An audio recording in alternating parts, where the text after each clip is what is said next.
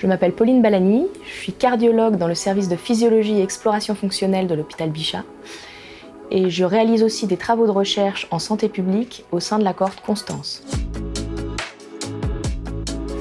Le but de nos recherches est d'étudier l'association qu'il peut y avoir entre les pathologies du sommeil et principalement le syndrome d'apnée du sommeil et les maladies cardiovasculaires, notamment les infarctus du myocarde, les AVC et l'hypertension artérielle.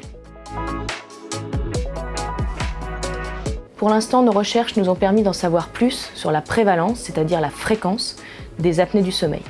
Dans une étude en population générale, nous avons pu déterminer que plus de 20% des Français seraient à risque d'apnée du sommeil, alors que seulement 3% de la population est traitée pour cette pathologie.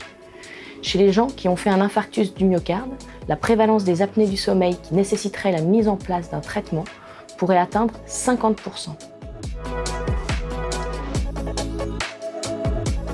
Le syndrome d'apnée du sommeil est souvent méconnu et non diagnostiqué. À part en cas de symptômes très caricaturaux, par exemple une somnolence très importante au volant, les professionnels de santé ne vont pas forcément penser à orienter leurs patients vers un dépistage. Nos études, en mettant en évidence la prévalence importante de cette pathologie, en particulier chez les patients souffrant de maladies cardiovasculaires, doivent alerter les professionnels afin qu'ils puissent interroger leurs patients sur leur sommeil et les adresser pour un dépistage s'ils l'estiment nécessaire.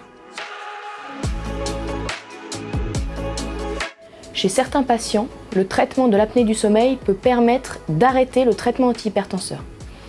Chez d'autres, l'appareillage permet un meilleur équilibre de l'insuffisance cardiaque, notamment à l'aide d'un repérage précoce des aggravations via la machine de traitement des apnées du sommeil.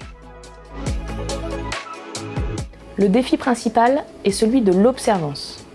En effet, on remarque qu'une part importante des patients utilisent peu ou n'utilisent pas leur dispositif de traitement, ce qui rend le dépistage inutile. Les pistes pour optimiser l'observance pourraient être d'améliorer la tolérance des machines, de mettre l'accent sur le suivi, notamment grâce au télésuivi, ou de développer des traitements alternatifs, comme par exemple des traitements médicamenteux qui sont encore à l'étude.